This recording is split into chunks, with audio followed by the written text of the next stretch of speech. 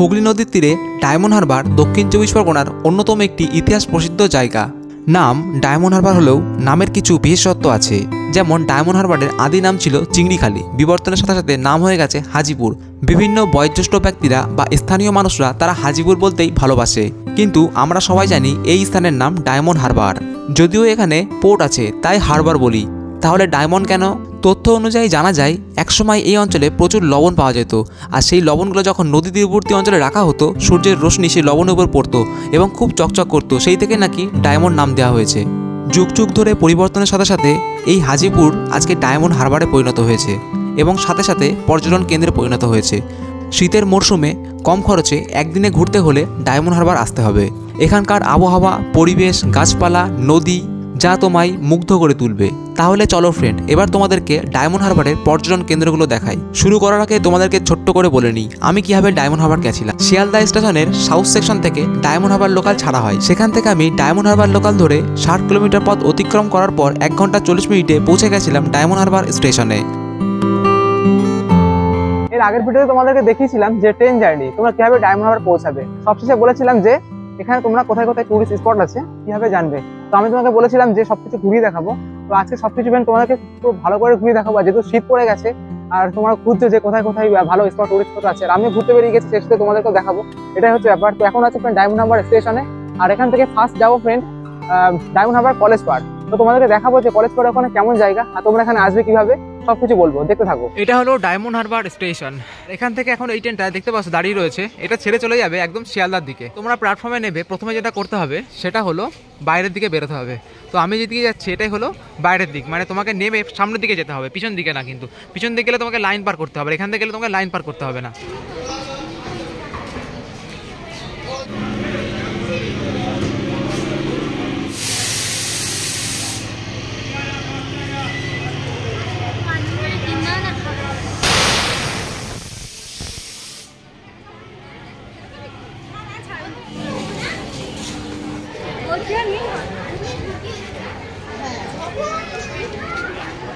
কিছুটা আসার পর এরকম দেখতে পারবে থ্যাংক ইউ লেখা আছে। এটাই হলো এক্সিট আর এন্ট্রি। এখান থেকে অনেক প্যাসেঞ্জার আসা যাওয়া করে, আর এটাই হলো বাহির পথ।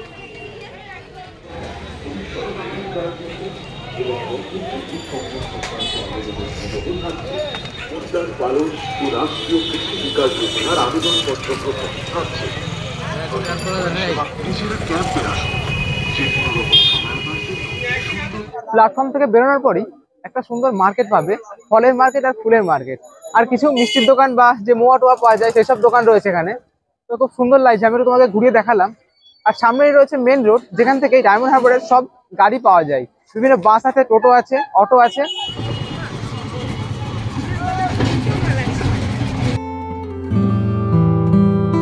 শহরের প্রাণকেন্দ্র বলতে গেলে এই জায়গাকেই বলা হয়, কারণ এখানেই রয়েছে মার্কেট, ট্রান্সপোর্ট, পাশেই রয়েছে ডায়মন্ড হারবার স্টেশন। ডায়মন্ড হারবারের বিভিন্ন জায়গায় চলে যাওয়ার জন্য এখান থেকেই সব গাড়ি পাওয়া যায়। প্ল্যাটফর্ম থেকে কলেজ পার্ক পৌঁছাতে সময় লাগবে মোটামুটি 15 মিনিট।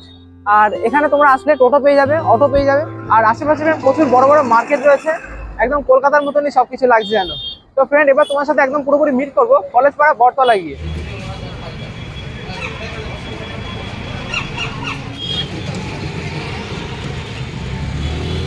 প্ল্যাটফর্ম থেকে কিছুটা আসার পর একটা ব্রিজ পড়বে, আর ব্রিজের নিচে হলো ডায়মন্ড হারবার খাল। এই খালটা দেখতে পাচ্ছ ফ্রেন্ড, এই পাশেই রয়েছে আমার একদম বাঁ দিকে খাল রয়েছে, আর এই খালটা গিয়ে পড়েছে একদম হুগলি রিভারে গিয়ে। আর সেই বরাবর আমাকে যেতে হবে, গেলে পরেই পড়বে কলেজ পাড়া বটতলা। পৌঁছে গেছি কলেজ পাড়া বটতলাতে, আর একটু হাঁটলেই পড়বে কলেজ পাড়া বটতলা। আর হাঁটতে হাঁটতে আসলাম, বেশ ভালো লাগলো, দেখতে পেলাম কোথায় কি আছে না আছে। পিছন দিকে একটা অফিস দেখতে পাচ্ছি, এটা হলো SSB office, Indian navy service selection বোর্ডের অফিস। তার ওই পাশটাতে রয়েছে ফকিরচাঁদ কলেজ, আর এখন ঠিক সামনেই রয়েছে কলেজ পাড়া বটতলা। ও ফ্রেন্ডস, সামনে অসাধারণ, যেহেতু হুগলি রিভার রয়েছে এখানে এসে যেন ঠান্ডারও বেড়ে গেল।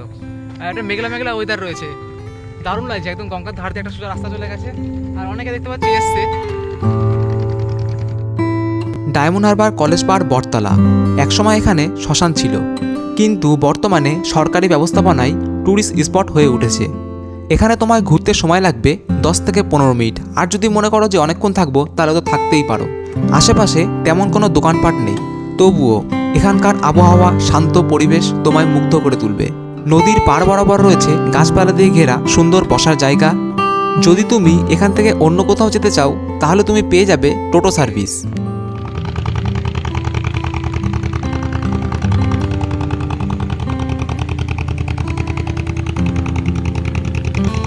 ফ্রেন্ডস, এটা হলো ডায়মন্ড হারবার পাম্পিং স্টেশন। জল তুলছে আর এই জল নিয়ে গিয়ে পুরো ফিল্টার করে শহরতলি বা আশেপাশে যে গ্রামগুলো আছে সরবরাহ করা হবে।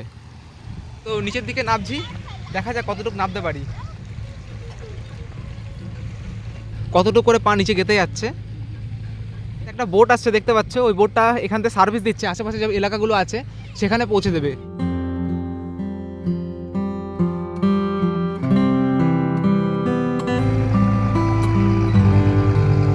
পিছন দিকে দুটো ভাই দেখতে পাচ্ছ, আর ওরা জিজ্ঞেস করে ব্লগ করছে, হ্যাঁ ব্লগ করছি, আর ওরা চ্যানেলটা সাবস্ক্রাইব করে দেবে, তোমরাও কিন্তু সাবস্ক্রাইব করবে। ফ্রেন্ডস, পাহাড়ে বা নদীতে যেখানে নামো না কেন উঠতে কিন্তু খুবই কষ্ট। দাঁড়া দাঁড়া দাঁড়া, বাপরে গলা কেটে যাবে তো ভাই। ও এসে তোর সাথে? ও এখানকার। আচ্ছা আচ্ছা, তুমি ঘুরতে এসছো? ডায়মন্ড হারবার বাড়ি? না না, চাঁদনগরে বাড়ি। মানে ডায়মন্ড, ওটা কি বেচা ডায়মন্ড হারবারের মধ্যে পড়ে নাকি অনেকটা দূর পড়ে? ডায়মন্ড হারবার থেকে একটু দূরে। আচ্ছা আচ্ছা, ও ঠিক আছে, সাবস্ক্রাইব করে দাও চ্যানেলটা, আর তোমরাও কিন্তু করে দেবে, ঠিক আছে? ভাই কিন্তু আমাকে জিজ্ঞাসা করে বললো তোমরা করছো না সাবস্ক্রাইবার। চ্যানেল নাম্বার কিসে পড়ো? 12 পড়েও। আর কাকু নিয়ে আসোনি? না, কাকু চলে গিয়েছে। কাকু নিয়ে আসলে আজ কিন্তু ধরা পড়ে যেত, সত্যি কথা, ভাগ্যিস আসোনি।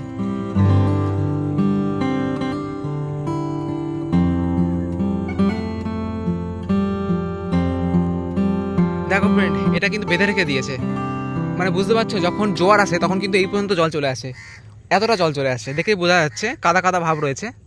আর আপাতত এখন জল নেই। দাদা, মাছ হয়েছে নাকি কোনো? কোথায়? আমি জিজ্ঞাসা করলাম মাছ হয়েছে কিনা। না না, মাছ নেবো না, জিজ্ঞাসা করছি। কি মাছ হয় এখানে? ইলিশ মাছ।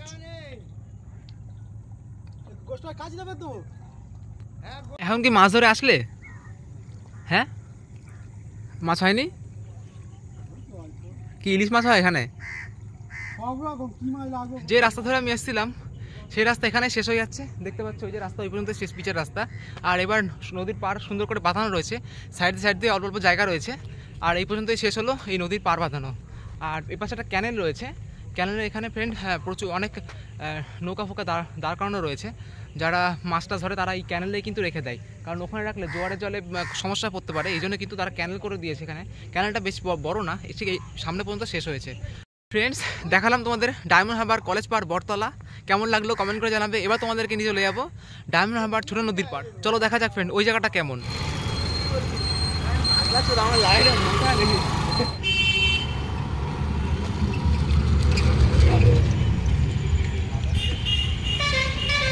পৌঁছে গেছি ছোট নদীর পাড়, এটাই হলো গেট। আর এখান থেকে গেট থেকে তুমি যখন আসবে টোটোওয়ালা এখানে নামিয়ে দেবে। তো আর আমি যেখানে ছিলাম কলেজ পাড় বটতলা থেকে ছোট নদীর পাড়ের ডিস্টেন্স হলো 3 কিলোমিটার, তাই মোটামুটি 5 মিনিট সময় লাগবে আসতে। তো একটু গেলেই ছোট নদী পাড় পড়বে, চলো দেখি কেমন এই জায়গাটা। খুবই পিসফুল একটা এরিয়া, কোনো ক্রাউডেড এরিয়া না, একদম পুরো গা ছমছম করবে এখানে আসলে। আর আজকে ওয়েদারটা এমন দিনই বেরোলাম, ওয়েদারটা খুব একটা ভালো না, এই কারণে ছবি তুলতে সমস্যা হচ্ছে। ওয়েদার যত ক্লিয়ার হবে আকাশটাও ব্লু দেখাবে, আরও সুন্দর লাগবে দেখতে।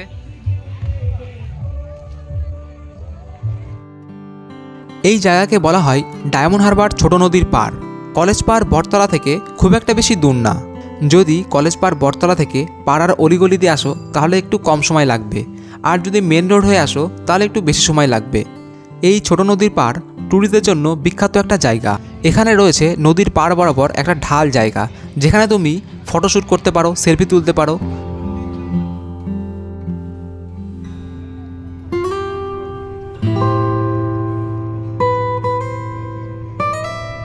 এখান থেকে কিছুটা হাঁটতে হাঁটতে এগোলেই পড়বে একটা ফেরিঘাট। তুমি ফেরিতে চড়ে নদীর উপর দিয়ে আশেপাশের গ্রামগুলোকে ভিজিট করতে পারো। অনেকটাই নিচে নেমেছিলাম, দেখতে পাচ্ছ এতটা নিচু, আর তারপর একটু শুকনো জায়গা খুঁজে ওখান দিয়ে উঠছি এখন। ফ্রেন্ডস, ডায়মন্ড হারবার ছোট নদীর পাড় পুরো জায়গাটা তোমার সামনে তুলে ধরলাম। এবার তোমাদেরকে নিয়ে যাবো ডায়মন্ড হারবার কুকুরাঘাটি ফেরিঘাটে। ছোট নদীর খুব পাশেই একটা রিসোর্ট রয়েছে। যাদের হাতে অনেক সময় আছে তারা এখানে আসলে একদিন থাকতেই পারে। ফ্রেন্ডস, ডায়মন্ড হারবার কুকুরহাটি ফেরিঘাট যাওয়ার সময় একটা প্রোগ্রাম হচ্ছে দেখলাম এখানে, আর্টের উপর। আর্ট বা ক্লাইমেট চেঞ্জ, বিভিন্ন রকম সোশ্যাল ওয়ার্কাররা এই প্রোগ্রামটা করছে, ডান্স বিভিন্ন রকম। ঠিক আছে, তোমাকে দেখালাম যে পিকচারগুলো দেখতে পেলে, তো খুব ভালো লাগলো। আর এরকম ধরনের একটা প্রোগ্রাম, যারা আর্টিস্ট তারাই বেশি ওখানে রয়েছে, বা ডান্স আর কেন বা এই যে প্রকৃতি ধ্বংস হচ্ছে তার উপর একটা সুন্দর প্রোগ্রাম চলছে ওখানে। তো 3 দিন ধরে হবে, আজকে আর কালকে।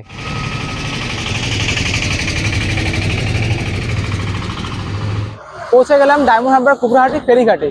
এখানে এসে দেখতে পেলাম অনেক পর্যটকের ভিড়, যেহেতু নদীর পাড় এটাও, মানে ওইগুলোর তুলনায় এখানে কিন্তু একটু বেশি ভিড়। আর আশেপাশে প্রচুর বাজার রয়েছে, এই জন্য এখানে একটু ক্রাউডেড এরিয়া আছে। ডায়মন্ড হারবার কুকুরহাটি ফেরিঘাট থেকে তুমি চলে যেতে পারবে পূর্ব মেদিনীপুরের কুকুরহাটি ভিলেজে। হয়তো ফ্রেন্ড যারা ডায়মন্ড হারবারের সিটিজেন আছে তারা হয়তো এই ফেরি সার্ভিসই ব্যবহার করে, এই জন্য এই ফেরি সার্ভিস কিন্তু খুবই গুরুত্বপূর্ণ। কারণ এখান থেকে যদি ডায়মন্ড হারবার যারা সিটিজেন তারা যদি পূর্ব মেদিনীপুরে কোনো জায়গায় যেতে হয়, তাহলে কিন্তু তাদের এই শর্টকাট পদ্ধতি অবলম্বন করতে হবে। খুবই একদম মানে শর্টেস্ট ডিস্টেন্স, আর খুব কম সময়ে তারা পৌঁছে যেতে পারবে।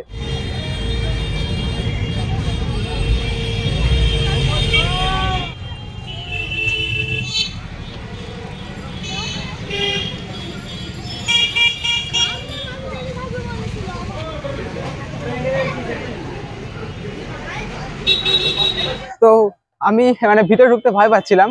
কলকাতাতে কি হয়, ফেরিঘাটের ভিতরে ঢুকতে দেয় না। তো আমি একজনকে জিজ্ঞাসা করলাম, হকার, উনি তো জানেন, এই জন্য জিজ্ঞাসা করে ঢুকলাম। আর কি ভাই, হাই। আর ফ্রেন্ডস, অসাধারণ অসাধারণ লাগছে। তো তোমরা আসলে এখানেও আসবে, ফেরিঘাটটা খুবই সুন্দর। আর দেখতে পাচ্ছ ফ্রেন্ড, ওদিকটাতে রয়েছে যে ফেরি সার্ভিস, সবাই ওখানে উঠছে, উঠে হয়তো অন্য জায়গায় যাবে ওই পাশটাতে। আর অনেকে এখানে ঘুরতে এসে দেখতে পেলাম। যখন বাড়ির থেকে বেরিয়েছিলাম ওয়েদার খুব পরিষ্কার ছিল, কিন্তু এখানে এসে দেখলাম ওয়েদার খুবই খারাপ, যার ফলে কোনটা নদী কোনটা আকাশ বুঝতেই পারছি না। ফ্রেন্ডস, কুকুরহাটি যে ঘাটটা রয়েছে, ডায়মন্ড হারবার কুকুরহাটি ঘাট, ওখান থেকে বেরিয়ে আসলাম। আর বেরিয়ে আসার পর এবার তোমাদেরকে নিয়ে যাব আই লাভ ডায়মন্ড হারবার যে সেলফি জোন আছে সেটা। ডায়মন্ড হারবার কুকুরহাটি ফেরিঘাটের পর তুমি যদি সামনের দিকে এগোও তাহলে দেখতে পারবে রাস্তার সাইড বরাবর স্ট্রিট ওয়াক রয়েছে, তার সাথে অনেক দোকানপাট বসেছে এবং নদীর পাড় বরাবর অনেক বড় জায়গা রয়েছে, যেখানে বসে কেউ চা খাচ্ছে, কেউ ফুচকা খাচ্ছে এবং সবাই আড্ডা দিচ্ছে।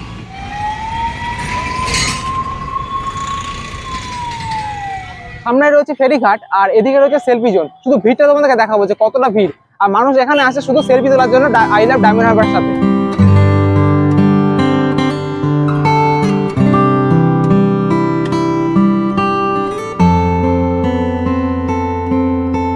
কেউ যদি ডায়মন্ড হারবার আসে তাহলে সে একবার হলেও আই লাভ ডায়মন্ড হারবারের সাথে দেখা করে যাবে এবং অবশ্যই সে ভাববে যে একটা সেলফি নিই।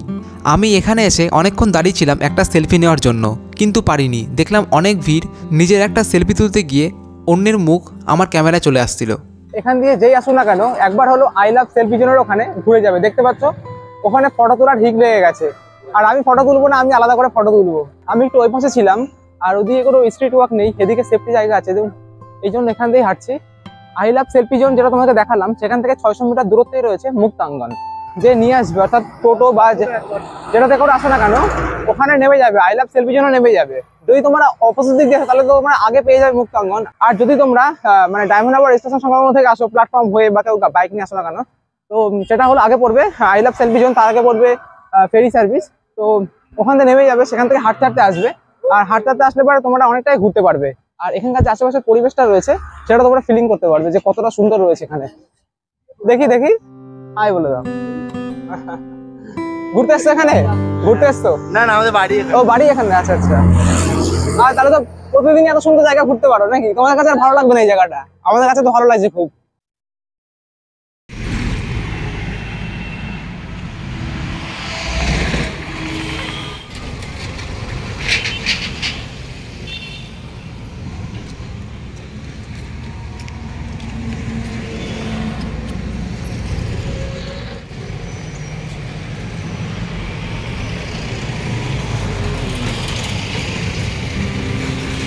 নদীর পাড় বরাবর একদম পাশে রয়েছে চায়ের দোকান। সেই সব দোকান থেকে এক কাপ চা নিয়ে বিকালে এই নদীর পার্শ্ববর্তী আবহাওয়া ও সূর্য অস্ত যাওয়ার দৃশ্য উপভোগ করা যেতেই পারে। আমি যখন এই পাশটাতে আসলাম, অর্থাৎ ফেরি সার্ভিসের দিকে, আই লাভ সেলফি জোন এই দিকটাতে, মুক্তাঙ্গন। তো এইদিকে ফ্রেন্ড অনেক বিভিন্ন রিসোর্ট দেখতে পাচ্ছি, হোটেল দেখতে পাচ্ছি, রেস্টুরেন্ট দেখতে পাচ্ছি। আর আগে প্রথমে যখন তোমাদেরকে নিয়ে গেছিলাম ওখানে একটাই মাত্র রিসোর্ট ছিল, তোমাদেরকে বলে দিয়েছি। কিছুটা হাঁটার পরই এখন এসে পৌঁছালাম মুক্তাঙ্গনে। আর এখানে রয়েছে, এটা হলো ডায়মন্ড হারবার মুক্তাঙ্গন। এখানে প্রবেশ করতে গেলে কিছু বিধিনিষেধ আছে, কিন্তু কোনো টিকিট লাগবে না। আমি ভিডিওর স্ক্রিনে দিয়ে দিয়েছি প্রবেশ করতে গেলে কী কী বিধিনিষেধ আছে, তোমরা একটু পড়ে নেবে। ডায়মন্ড হারবার মুক্তাঙ্গন প্রতিষ্ঠিত 1989। মুক্তাঙ্গন হলো যোগা ও শরীরচর্চা ক্ষেত্র। মুক্তাঙ্গন আসলে তোমরা দেখতে পারবে নোবেলজয়ী রবীন্দ্রনাথ ঠাকুরের বড় একটা স্ট্যাচু। এখানে রয়েছে সার্কুলার বসার জায়গা, যেখানে বসে তুমি পুরো দিনটাই কাটিয়ে দিতে পারো। এখানে বসে তুমি যদি তোমার নিজের ডানে বায়ে তাকাও তাহলে মনে হবে নদীটা পুরোটাই দেখছি। ফ্রেন্ডস, মুক্তাঙ্গন তোমাদেরকে দেখালাম, এবার চলে যাব ডায়মন্ড হারবার পিকনিক স্পট, যেখানে সবথেকে বেশি ভিড় হয়। মুক্তাঙ্গন থেকে কিছুটা হাঁটার পরই পেয়ে যাবে ডায়মন্ড হারবার পিকনিক স্পট। আর এই পিকনিক স্পটের ভিতরে আছে একটা ফোর্ট আছে, সেটা কিন্তু পুরোপুরি বিনষ্ট হয়ে গেছে। এটা হলো ডায়মন্ড হারবার মিউনিসিপ্যালিটি দ্বারা পরিচালিত diamond Harbour picnic spot. Diamond Harbour picnic spot প্রবেশ করতে গেলে টিকিট কেটে তোমাকে প্রবেশ করতে হবে। টিকিট চার্ট আমি তোমাদেরকে দিয়ে দিলাম, দেখে নাও। পিকনিক গ্রাউন্ডে প্রবেশ করার আগেই তুমি একটা লেখা দেখতে পারবে, কেল্লার মাঠ। কেল্লার মাঠ বলার একটাই কারণ, ব্রিটিশদের সময় এখানে একটা ফোর্ট ছিল। পর্তুগিজ ও মগ জলদস্যুদের হাত থেকে ইস্ট ইন্ডিয়া কোম্পানির ব্যবসা বাণিজ্য রক্ষা করার জন্য ইট ও পাথর দিয়ে এই ফোর্ট নির্মাণ করা হয়। এই ফোর্টটি বিভিন্ন নথিতে চিংড়িখালি ফোর্ট নামে চিহ্নিত করা হয়েছে। পিকনিক গ্রাউন্ডে প্রবেশ করার পরই মাঠের ভিতর দিকে কিছুটা গেলে দেখতে পারবে সোজা একটা রাস্তা চলে গেছে, সেখানে এই ফোর্টটি ছিল।